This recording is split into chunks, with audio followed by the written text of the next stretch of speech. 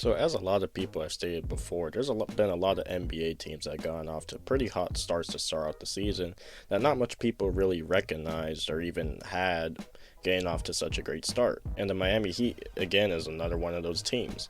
So far, they've gone off to an 8-6 start to the season throughout 14 games, and the team just seems to be rolling without their two main contributors in Bam Adebayo and Tyler Hero. There's a lot of contributing factors to the Miami Heat starting so well. I mean, they're shooting lights out from three. They're the second best offense in the NBA. But I believe there's three key players that really brought the Miami Heat to the level of play that they're at right now, and I'm going to get into that. Before I do that, I ask that y'all go down and subscribe. I'd really appreciate it. The goal is to hit 500 subscribers, and if you like my content, I'd really appreciate it if you go down and give me a sub. But anyway, let's get into the video. So the first player I want to focus on is Norman Powell. Now, so far throughout the start of the 25-26 NBA season, Norman Powell is averaging 26 points per game, 4 rebounds, 3 assists on 48% from the field. He's shooting over 40% from 3, and he's knocking down his free throws at a pretty reliable rate. Now, in my opinion, when Norman Powell left the Clippers, I felt like it was a very huge mistake on their part for letting him go. He was shaky in the playoff series against the Nuggets, but towards the end of the series, he did pick up his level of play. And I honestly believe they kind of needed a guy like Norman Powell. A guy where, let's say, Kawhi gets injured, which he is right now. You can have another guy to rely on that provides pretty reliable scoring. He could take some pressure off of James Harden, so James Harden doesn't have the ball in his hands all the time or doesn't have too much offensive pressure. Obviously, being that he's in his mid-30s.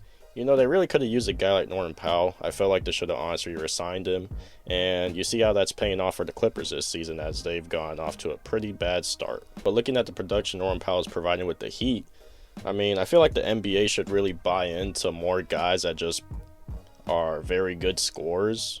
I know guys like Cam Thomas aren't really viewed in the highest light, but Norman Powell is another example of, really efficient, high-volume scorer that doesn't really provide much besides scoring. And we're seeing what he's doing with the Heat right now. I feel like if they continue this level of play and the Heat are, one of those playoff teams in the NBA, it could really change the discussion for those kind of guys that are just high-volume scorers. Maybe teams will try to game plan around them better and focus on trying to build your team to accommodate a guy like that. But yeah, I really like what I've seen from Norman Powell so far. So far he's been one of the best shooting guards in the Eastern Conference. And hopefully he's able to make his first All-Star appearance because honestly last year, I feel like the Clippers should have had James Harden and Norman Powell as All-Stars or even Zubac. That's just how good the Clippers were without Kawhi Leonard. They stayed afloat because of Norman Powell. So I honestly feel like he should have deserved an All-Star spot last season. But yeah, so far I've liked what I've seen from Norman Powell, and hopefully he gets an All-Star spot. The next player I want to focus on is Jaime Jaquez. I mean, he's just playing at an elite level right now. So far throughout the season, he's averaging 17, 7, and 5 on 53% shooting. He's shooting over 40% from 3, I believe. Yeah, he had a sophomore slump. His role on the team wasn't very directive, obviously because they still had Jimmy Butler on the team. And then once they traded him, you kind of see him to get more molded into like a solidified role. He even had a 40-point game at the end of the season against the Wizards. But yeah, this season you kind of just see him being a more aggressive version of his rookie year. He's taking it to the basket a lot. He has his own shot creation ability. And in a sense, he kind of just plays like Jimmy Butler. Like, he always kind of reminded me of Jimmy Butler. Not to the extent of, like, how good Jimmy Butler is, but they have a very similar play style, kind of being like a play finisher, being like a primary shot creator in a sense. That's kind of who Jaime Jaquez always reminded me of. And, yeah, he's just playing his role to a very elite ability right now. And if he continues this production, I mean, he'd probably win 6th Man of the Year if the Heat finish as a top 5 seed. We'll see about that. But yeah, I just like what I've seen from Jaime Jaquez. He seems to be pretty comfortable. He has a set role now. I'd love to see him starting, but the problem is that they're kind of loaded at the forward spot. Obviously, they have Wiggins still, and he's playing pretty well too.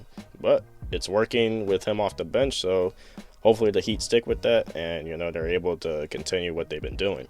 The last player I want to talk about is Kelel Ware. Now, he's very odd. So far, he's averaging a double-double throughout the season.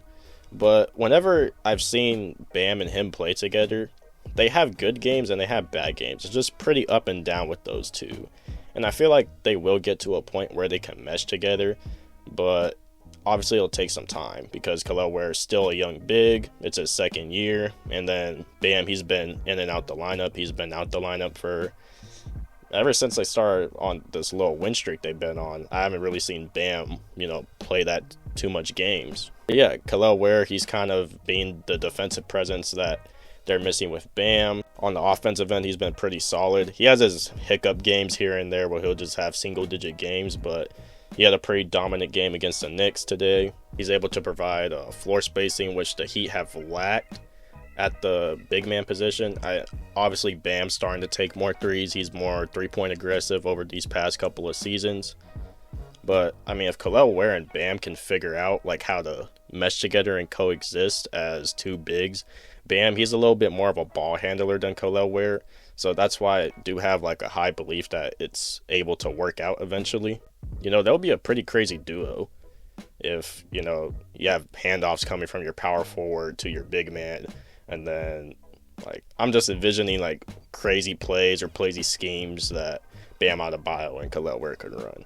But yeah, Kelel Ware, I feel like he's had a pretty big contributing factor to the Miami Heat's success so far on the defensive end to start out the season. Now, this Heat team has been shooting it great from three, but I really don't expect them to keep up the numbers unless Simone Fontecchio is just gonna have this generational season that he's had so far. He's shooting 50% from three, I believe.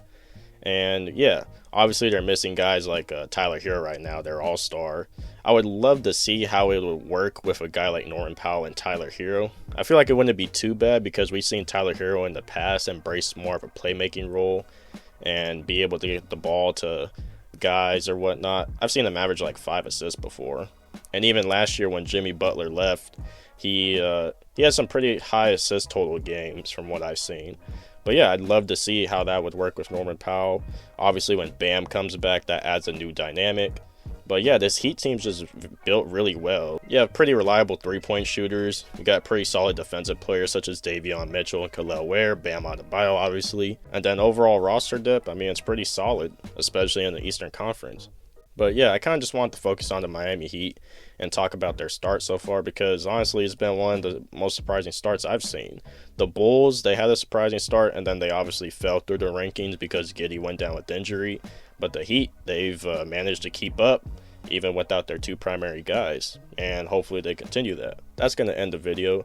Let me know your thoughts in the comments below about what you think about the Miami Heat so far, your opinions on players, what and whatnot. Just comment below. Like and subscribe, and I'll catch y'all next time.